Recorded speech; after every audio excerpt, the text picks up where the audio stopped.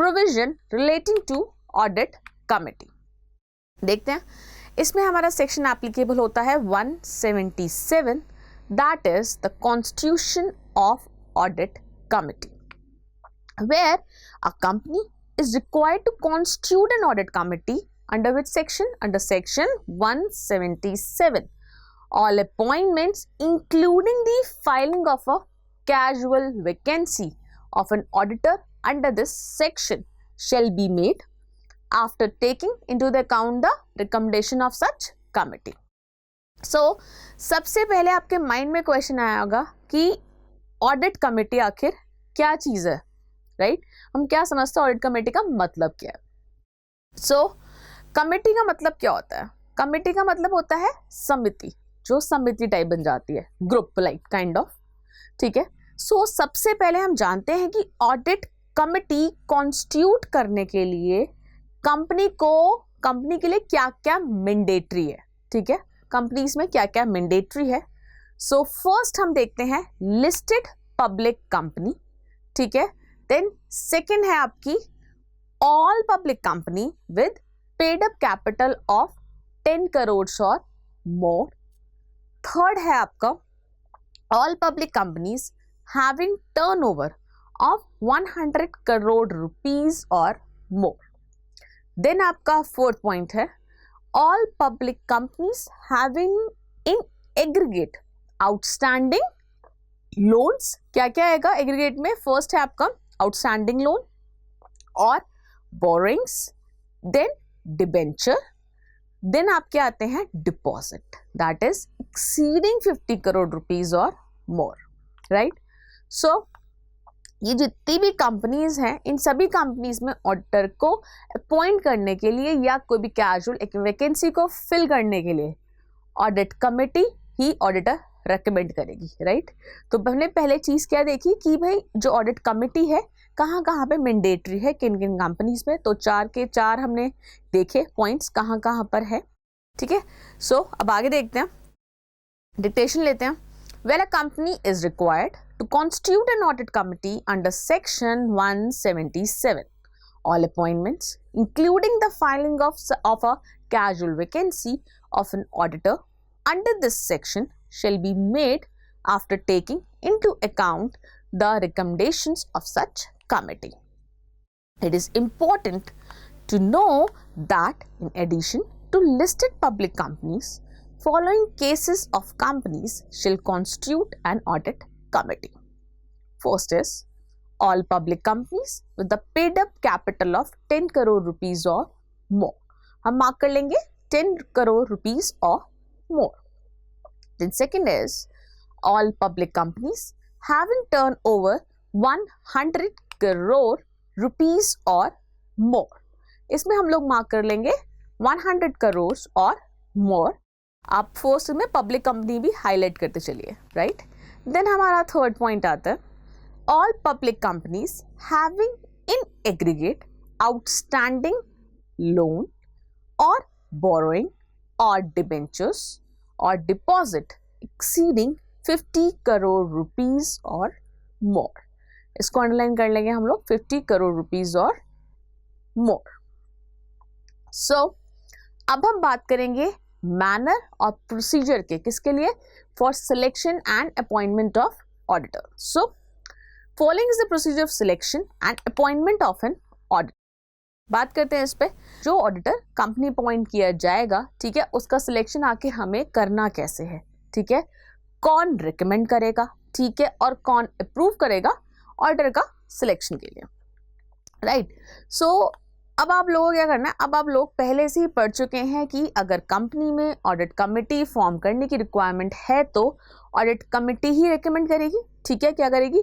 Board को नए auditor का नाम के बारे में कि हम इस इंडिविजुअल या इस फर्म को, इस कंपनी को ऑडिटर बनाना चाहते हैं, राइट? और अगर बोर्ड सैटिस्फाइड है ऑडिट कमेटी की रिकमेंडेशन से तो क्या करेगा? बोर्ड प्रपोज करेगा ऑडिटर का नाम, कहां पर? एजीएम में। किसको? कंपनी के जो भी मेंबर्स होंगे वहां पर उसको रिकमेंड करना पड़ेगा, राइट? लेकिन अगर कंपनी में ऑडिट कमेटी कॉन्स्टिट्यूट करने की रिक्वायरमेंट नहीं है तो उस केस में क्या होगा? उस केस में क्या होगा? बोर्ड जो है बोर्ड कंसिडर करेगा इंडिविजुअल या फर्म, ठीक है, कि क्वालिफिकेशन और एक्सपीरियंस के हिसाब से देन क्या करेगा, उसको रेकमेंड कर देगा मेंबर्स को एजीएम में, राइट।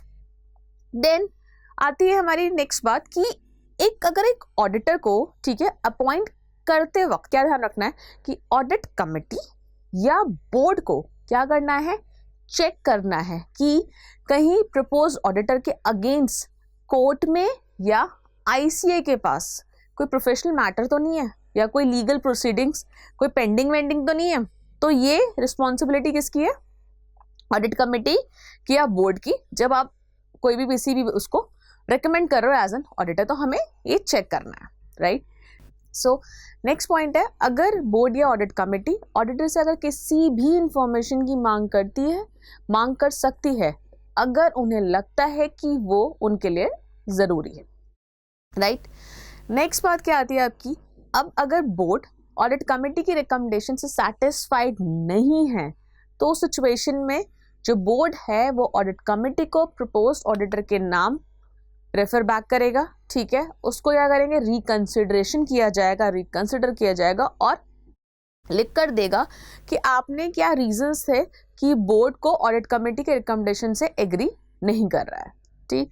इसके बाद क्या होगा, इसके बाद अगर ऑडिट कमेटी रिकंसिडर नहीं कर सकती है इस मैटर को, तो बोर्ड क्या करेगा, बोर्ड अपने डिसएग्रीमेंट के रीजंस को रिकॉर्ड करेगी और खुद एक ऑडिटर का नाम रेकमेंड करेगी, किसको, same members of the company को एजीएम में, राइट।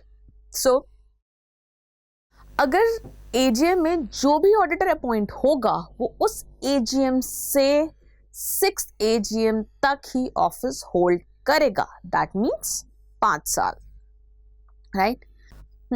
यहाँ हमें बहुत सारी बातें ध्यान रखनी पड़ेगी, तो इसलिए मैं आपको एक शॉर्ट सी समरी देती हूँ, ठीक है, जिसमें आपको क्या क्या चीज़ें ध्यान रखनी है और आपको एक समराइज मिल जाएगा, आपको आसानी भी होगी समझने में।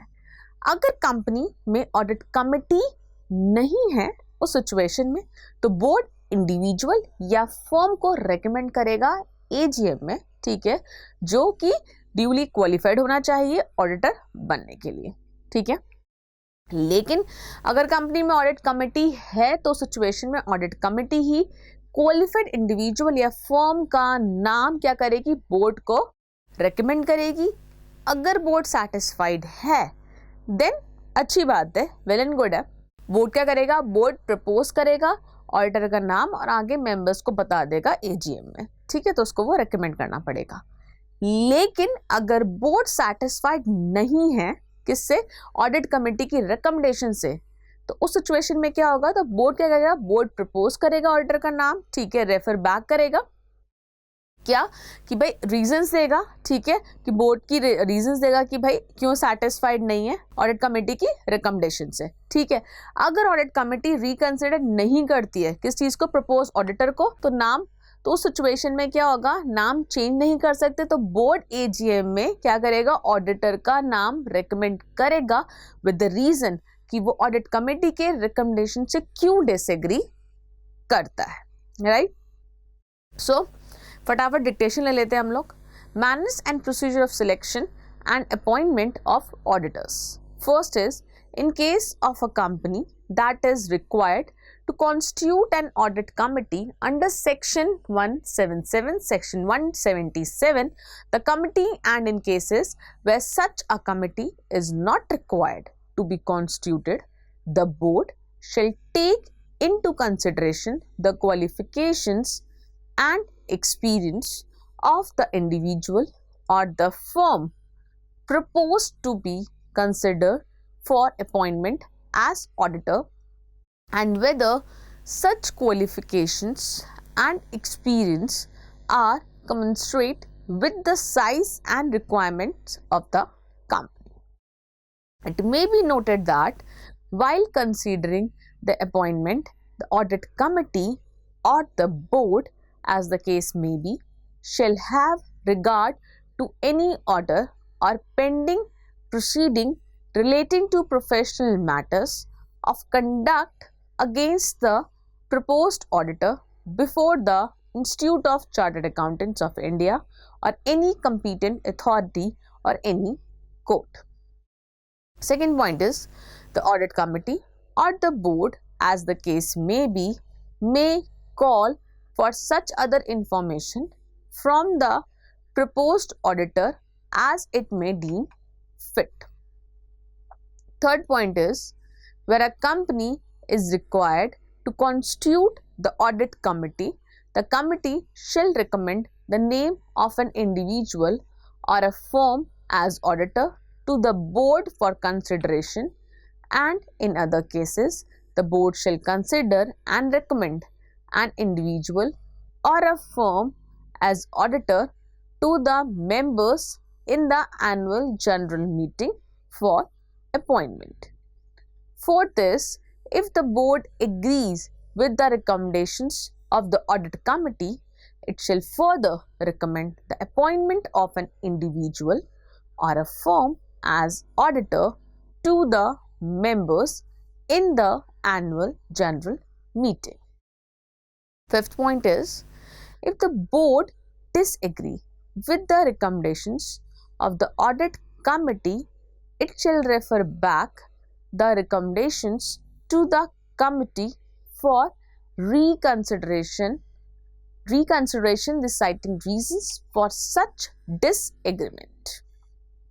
Sixth point is if the audit committee, after considering the reasons given by the board, decides not to reconsider its original recommendations, the board shall record reasons for its disagreement with the committee and send its own recommendation for consideration of the members in the annual general meeting.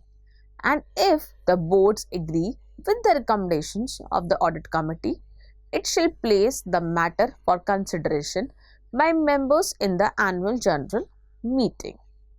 Seventh point is the auditor appointed in the annual general meeting shall hold office from the conclusion of that meeting till the conclusion of the 6th annual general meeting, with the meeting wherein such appointment has been made being counted as the first meeting.